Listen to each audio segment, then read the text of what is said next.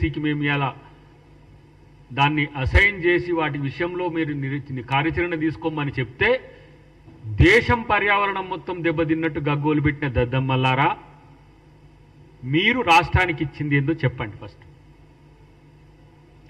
ఈ రాష్ట్రంలో అమలవుతున్న పథకాలన్నీ మావే, మేం చేసినే, మేం పెట్టినాయి అని అంటున్నాడు బండి సంజయ్. నేనంటున్నా,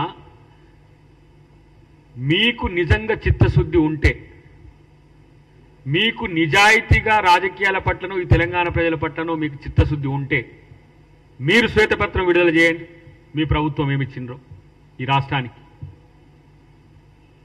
గతంలో ఆయన కిషన్ రెడ్డి గారు చెప్పిన 9 లక్షల కోట్ల రూపాయలు ఇచ్చినామని చెప్పి టీఆర్ఎస్ ప్రభుత్వం హయాంలో. ఇలా తెలంగాణ ప్రభుత్వం ఎంత పన్నుల రూపంలో కడుతున్నామో మాకెట్లా డెవల్యూషన్ ఆఫ్ ఫండ్స్ వస్తున్నాయని మేము అడగట్లే.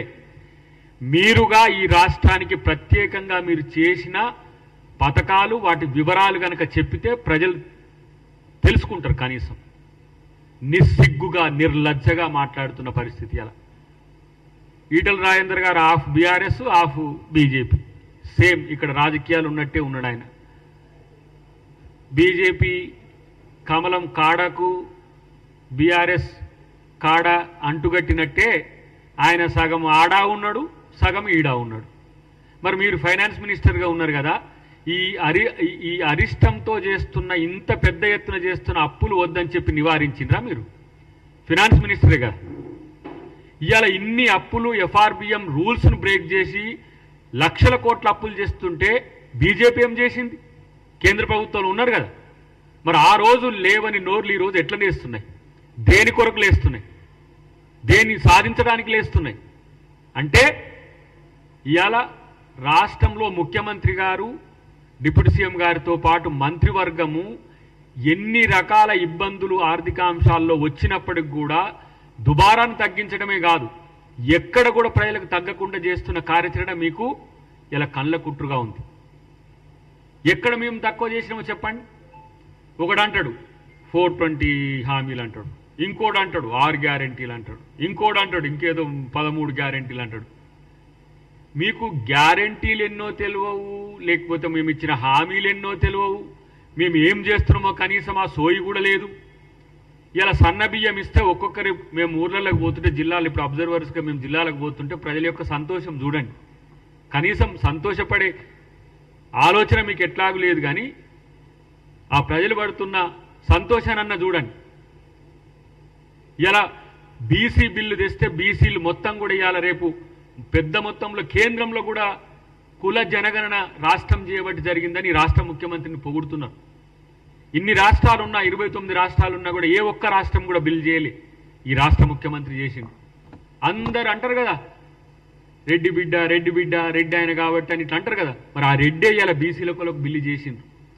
ఆ రెడ్డి చేసిన బీసీ బిల్లునే మా నాయకుడు, మా సభా నాయకుడు, మా ఎల్ఓపి ఇలా దేశం మొత్తం కూడా ప్రచారం చేస్తున్నాడు. మా ముఖ్యమంత్రి, మా తెలంగాణ మోడల్ ఇలా దేశానికి మోడల్ అయిందని చెప్పి అది మీకు కళ్ళు కొడుతున్నాయి.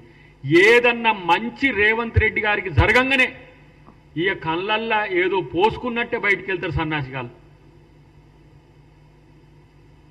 పిచ్చి కుక్కలు మొరిగినట్టే.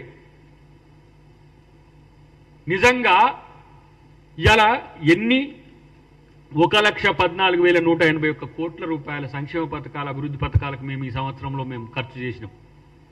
ఒక ఆర్థిక సంవత్సరంలో, ఒక్క ఆర్థిక సంవత్సరంలో 20,617 కోట్ల రూపాయలు ఇలా రైతులకు రుణమాఫీ చేసినాం. మీరు 9 సంవత్సరాల్లో చేసింది ఎంత?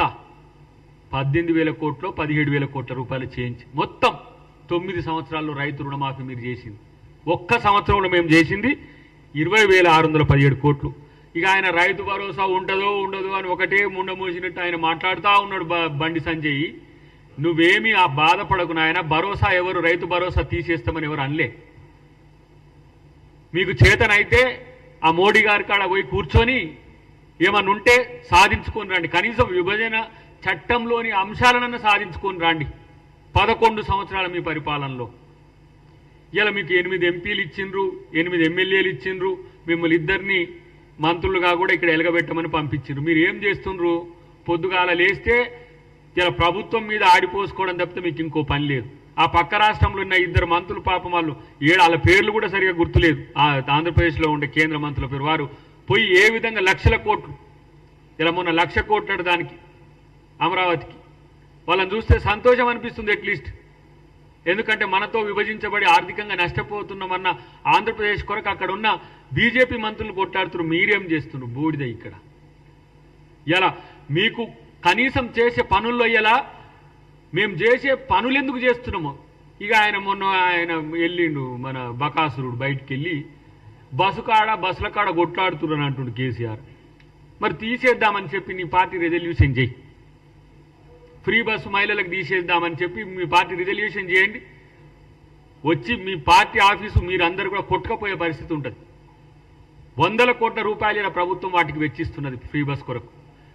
ఫ్రీ పవర్ ఇస్తే ఏడిస్తున్నారు అని అంటారు. రాజీవ్ యువ వికాసం పేరు మీద ఇలా 4 లక్షల వరకు ఇలా లబ్ధిదారుల ఎంపిక జరుగుతున్నది. 52,000 ఉద్యోగాలు ఇచ్చినాం. 52,000 ఉద్యోగాలు ఇలా కల్పన చేసినాం. 30,000 పైచిలకు ఉద్యోగాలకి మళ్ళీ నోటిఫికేషన్స్ చేసినాం. మీకు కనీసం కండ్లున్నా కనబడని స్థితిలో మీరు ఉంటుంది. అన్నిటికంటే ముఖ్యంగా వీళ్ళు ఒక మంచి పని జరిగిన వెంటనే పోలోమని బయటకు వస్తున్నారు బీజేపీ బీఆర్ఎస్ నాయకులు. ఎందుకంటే వీళ్ళు క్రెడిబిలిటీ అనేది లేని నాయకులు కాబట్టి. ఇలా మనోడు మాట్లాడుతున్నాడు కేటీఆర్, ఇలా రేవంత్ రెడ్డి గారు వచ్చిన తర్వాతనే మొత్తం ఆర్థిక పరిస్థితి అంతా కుంటుపడ్డదన్నట్టుగా మాట్లాడుతున్నాడు. నేను చెప్తున్నా కేటీఆర్, నీకు తెలుసో నువ్వు మరి ఏం చదువుకున్నావు నాకు ఇంకా తెలియదు. నేనైతే కామర్స్లో డాక్టరేట్ ఉంది నాకు. రాష్ట్రాన్ని దోచుకున్న దొంగలు మీరు. ఇంకా మాట్లాడే నైతిక హక్కు కూడా లేదు. దోచుకుంటే మిన్నకుండి చూస్తున్న ద్రోహులు ఎవరంటే ఇక్కడ బీజేపీ నాయకులు. మీరు తెలంగాణ ద్రోహులు. తెలంగాణ పేరు మీద పార్టీ పెట్టి ఆ రోజు ఉద్యమకారులందరినీ హైజాక్ చేసి, ఉద్యోగ సంఘాలన్నింటినీ హైజాక్ చేసి తను ఉద్యమం చేస్తున్నట్టుగా నటించి తన రాజకీయ ప్రక్రియకు ఉద్యమాన్ని వాడుకొని ఉద్యమం పేరుతో నేను ఉద్యమ పార్టీ అని నమ్మబలికి ఈరోజు అధికారంలోకి రావడానికి ఉద్యమాన్నే వాడుకొని కాంగ్రెస్ పార్టీ తెలంగాణ ఇచ్చినా కూడా కాంగ్రెస్ పార్టీలో విలీనం చేస్తా అని చెప్పి మీ అయ్యా విలీనం అనేది శల్యసారథ్యం చేసి అయినా ఇస్తనకు పోయి రావాలని అబద్ధాలాడి బీజేపీతో అంతర్గత ఒప్పందాలు చేసుకొని అధికారంలోకి వచ్చినాక తెలంగాణను దోచుకున్న దొంగలెవరంటే అదే తెలంగాణ పదాన్ని మార్చుకొని బీఆర్ఎస్ పార్టీగా పెట్టిన మీరు, మీ కుటుంబమే తెలంగాణ ద్రోహులు. మీరు 8 లక్షల కోట్ల అప్పులు. పర్ క్యాపిటా ఇన్కమ్ గురించి మాట్లాడతారు కదా, పర్ క్యాపిటా డెప్ట్ గురించి ఎప్పుడన్నా మాట్లాడినరా మీరు? 2,30,000 పైచిలకు పర్ క్యాపిటా డెట్ ఉంది ఈరోజు. 3,50,00,000 పైచిలకు ఇప్పుడు ప్రణాళిక సంఘం ఇచ్చిన మన జనాభా మనం చూస్తే 3,50,00,000